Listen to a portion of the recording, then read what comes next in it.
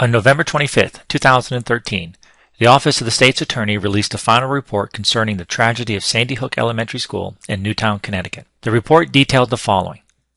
On December 14, 2012, 20-year-old Adam Lanza murdered his mother while she slept and then drove to Sandy Hook Elementary School. At approximately 9:34 in the morning and armed with 3 weapons and hundreds of rounds of ammunition, Lanza shot his way into the main entrance of the school. He was immediately confronted by Don Hodgsprung, the school principal, and Mary Sherlach, the school psychologist, who were participating in a meeting in room 9. Lanza murdered them both and then wounded 2 more adults before making his way towards the main office. One of the wounded staff members crawled into room 9 and used a phone to call 911 and to turn on the school-wide intercom system, which helped to alert others in the building. According to staff members hiding in the main office, Lanza opened the main office door, briefly walked around, and then left. After he did, a staff member ran into the nurse's office and called 911 at approximately 9:35.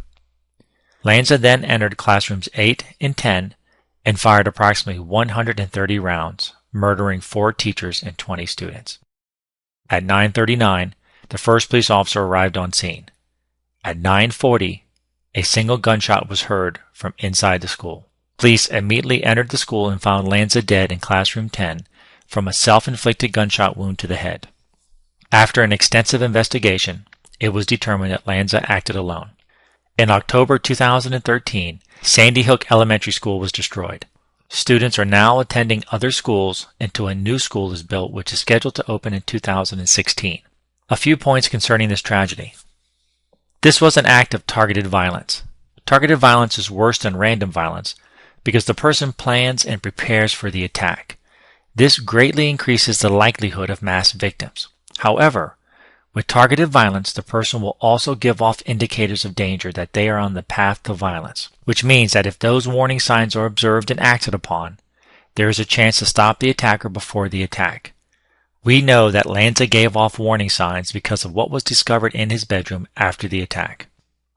Lanza had collected numerous articles, documents, and spreadsheets of prior mass murders and had a particular obsession with the Columbine massacre.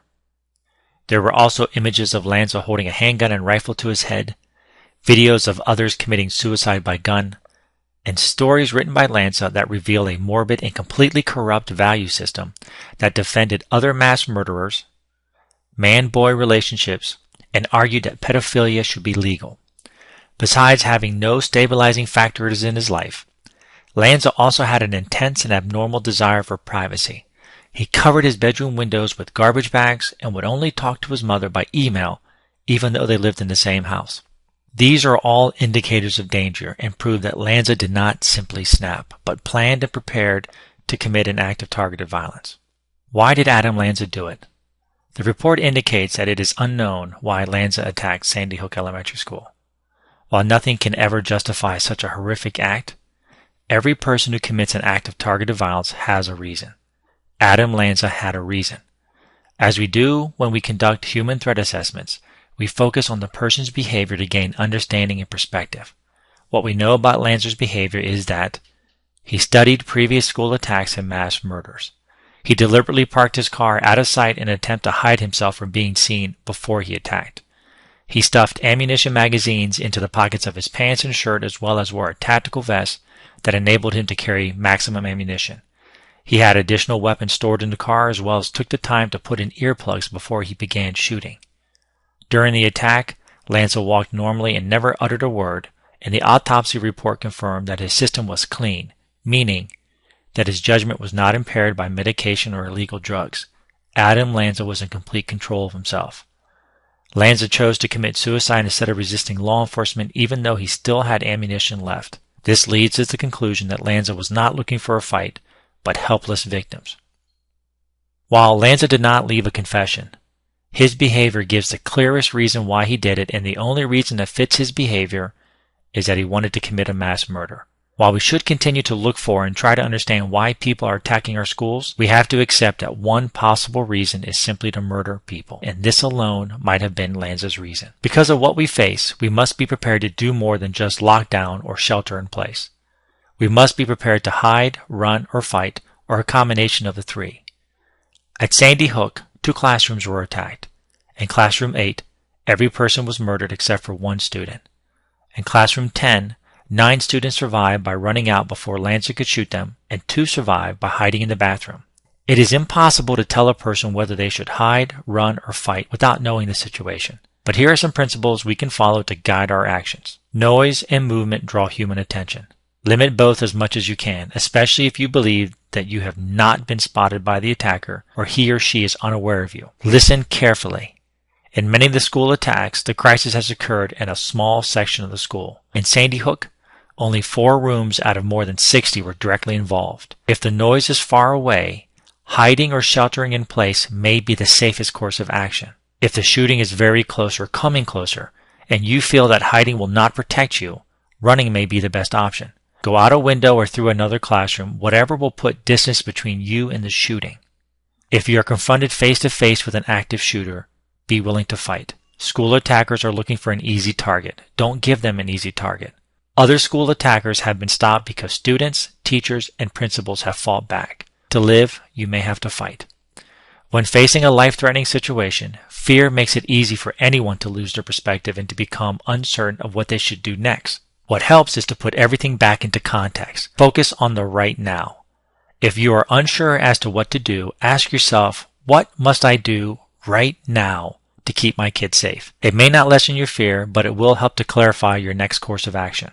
Above all, remain flexible in thought and action.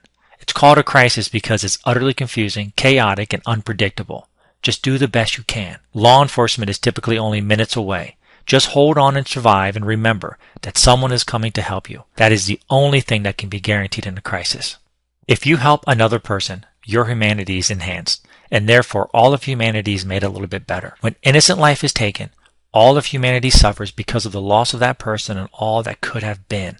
Therefore, the destruction of innocent life is by default also the destruction of hope and love. Like a ripple of water, everyone is affected by the good and the bad. Sandy Hook was an intrinsically evil act that hurt us all. It is impossible to calculate all that was lost because life is precious and these lives were precious. All that can happen now is to try to make some good from this terrible bad, but it won't happen unless we act, and it's not just about making our schools safer. Our schools must become safer, but they also must become love-based. We must affirm, cherish, and protect every life every day. Only then will love have the last word. In the time it took you to watch this video, Adam Lanza murdered 26 people and then committed suicide. We must get faster, better, and more organized. We must be proactive. We must conduct school vulnerability assessments and then correct those deficiencies. We must implement more safety filters and layers, and we must form close relationship with our students. We must remember that every minute matters. If you would like to learn more about spotting indicators of danger, please go to donshomette.com to receive a PowerPoint that can be used in a professional development course or viewed individually by teachers and staff members.